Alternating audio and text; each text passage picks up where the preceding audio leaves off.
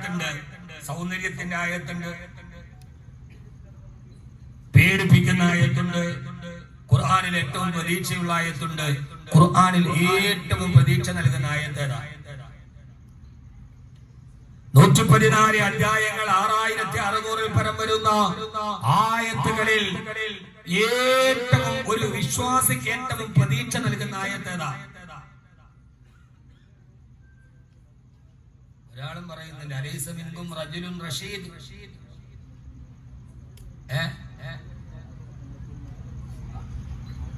ആയത്തിൽ പറയണവർക്ക് ഇപ്പൊ 1000 രൂപ.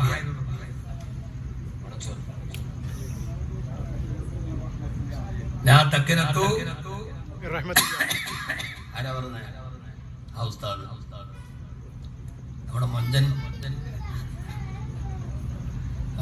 പൊയ്യാക്കള പറയുന്ന ആയത്തിൽ കുറിച്ച് അല്ലേ? അത് വായുദ് ഉസ്താദ് നല്ല മൊഞ്ചുള്ള 2 മുത്തല്ലികൾ സൈഡിൽ നിർത്തി കൊണ്ടുവരണ്ട. ആലോചനെങ്കിലും പറഞ്ഞു. ഒരാൾ പറഞ്ഞു ആയത്തുൽ കുർസി, ഒരാൾ പറഞ്ഞു ലാ തഖ്നതു മിർ റഹ്മത്തില്ല. യഥാർത്ഥത്തിൽ അല്ലാഹു അവരെ അനുഗ്രഹിക്കട്ടെ. ആ ഒരു വാക്ക് പറയണമെങ്കിൽ അതിന്റെ അകക്കാമ്പിനെ കുറിച്ച് ആഴത്തിൽ അവർ പഠിച്ചിരിക്കണം.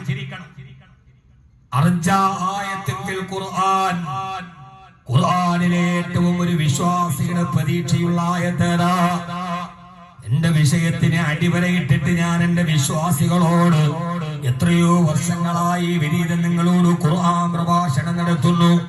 അലി റളിയല്ലാഹു അൻഹു പറയാണ് അർജാ ആയത്തിൽ ഖുർആൻ, വിശുദ്ധ ഖുർആനിലെ ഒരു വിശ്വാസിക്ക് ഏറ്റവും പ്രതീക്ഷ നൽകുന്ന ആയത്ത് വലസൗഫ യുഅതീക റബ്ബുക ഫതർദാ, വലസൗഫ യുഅതീക റബ്ബുക ഫതർദാ. വിശുദ്ധ ഖുർആനിലെ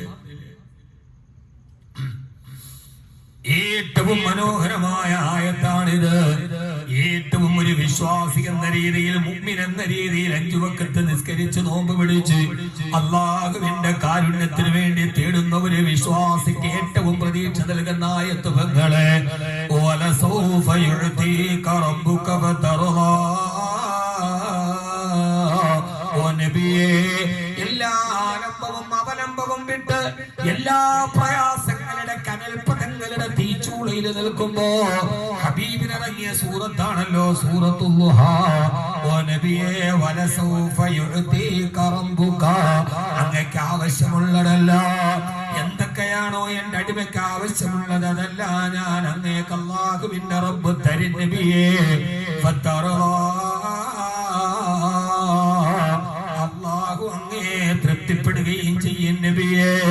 എന്റെ യജമാനന്, എന്റെ ഉടമസ്ഥൻ എന്നെ പൂർണ്ണ തൃപ്തിയാണെങ്കിൽ പിന്നെ എനിക്കെന്ത് പേടിയാണ്? എനിക്ക് ഖബർ പേടിയില്ല, എനിക്ക് നരകത്തെ പേടിയില്ല, എനിക്ക് മഹ്ശറിനെ പേടിയില്ല.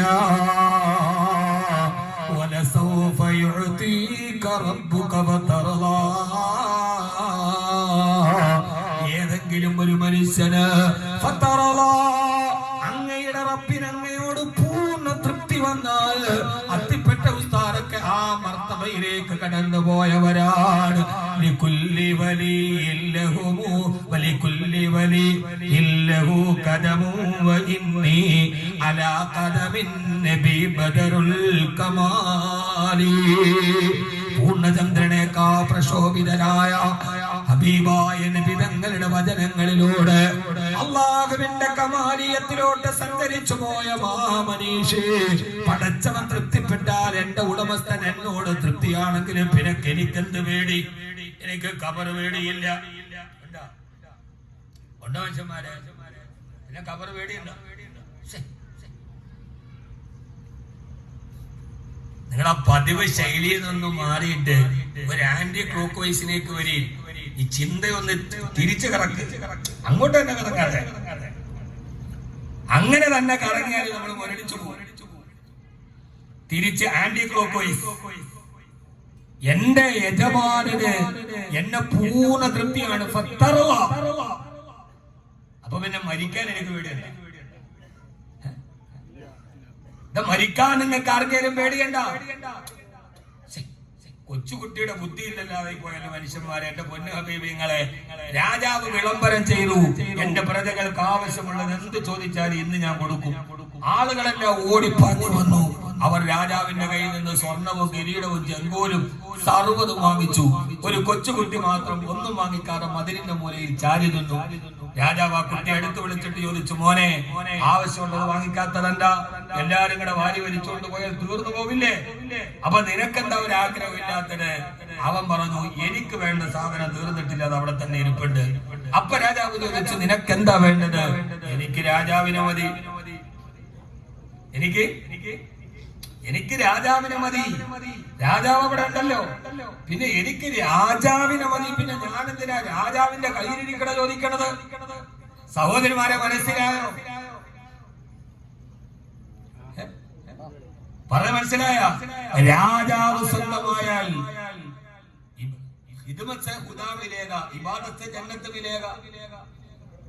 ഉടമസ്ഥനെ കിട്ടിയാലും പിന്നെ എന്തിനാ? എന്നെ കിട്ടിയാ പിന്നെ എന്റെ വാച്ചിന് നോക്കണ്ട കാര്യമുണ്ടോ? കുട്ടിയെ എന്നെ കിട്ടിയ, എന്നെ പൂർണ്ണമായിട്ട് കിട്ടിയ പിന്നെ എന്റെ വാച്ചിന് കൊതിയോടെ നോക്കണോ? എന്റെ മോതിരത്തിൽ നോക്കണോ? ഇത് കുല്ലാണ്, ഇത് ജുസുവാണ്. കുല്ലിനെ കിട്ടിയ പിന്നെ ജുസു വേണ്ട. അതാണ് എനിക്ക് എന്റെ ഉടമസ്ഥനെ കിട്ടിയാലും പിന്നെ എനിക്ക് മരിക്കാൻ പേടിയില്ല. ആ ഒരവസ്ഥയിലേക്ക് എത്തുന്നതിനെയാണ് വിലായത്ത് എന്ന് പറയാം. മരിക്കുന്ന നേരത്ത് ചിരിക്കുക. എല്ലാവരും പറയാറില്ലേ, എനിക്ക് മരണമില്ലാത്ത പേടിയാണ്. അല്ല, ആ മരണം എന്നെ സംബന്ധിച്ചിടത്തോളം എന്റെ മക്കളെ വിട്ടിട്ടുള്ള യാത്രയല്ല. ആ മരണത്തോടെ എനിക്ക് എന്റെ വീട് നഷ്ടപ്പെടില്ല. ആ മരണത്തോടെ എനിക്ക് യാതൊരുവിധ പ്രശ്നങ്ങളില്ല. യഥാർത്ഥത്തിൽ ലോകം കണ്ട ഏറ്റവും വലിയ പ്രഭാഷകനാരാ? ഏറ്റവും വലിയ പ്രഭാഷകനാരാ? മനുഷ്യന്മാരെ, ഏറ്റവും നല്ല പ്രഭാഷകനാരാ? മാനിനോടും മൈനിനോടും മാനത്തോടും മാനവരോടും ഒരേപോലെ പ്രസംഗിച്ച ആളാണ് നബി മുഹമ്മദ് മുസ്തഫ. ലോകം കണ്ട ഒരു മഹാപ്രഭാഷകനാണ് ഹബീബായ നബി മുഹമ്മദ് മുസ്തഫ. മനുഷ്യനോട് മാത്രമല്ല, മാലോകനോട് മാത്രമല്ല, ഉടുമ്പിനോട് യാ റബ്ബ് മൻ തഅബുദുക, ഉടുമ്പിനോട് ഉടുമ്പിനോട്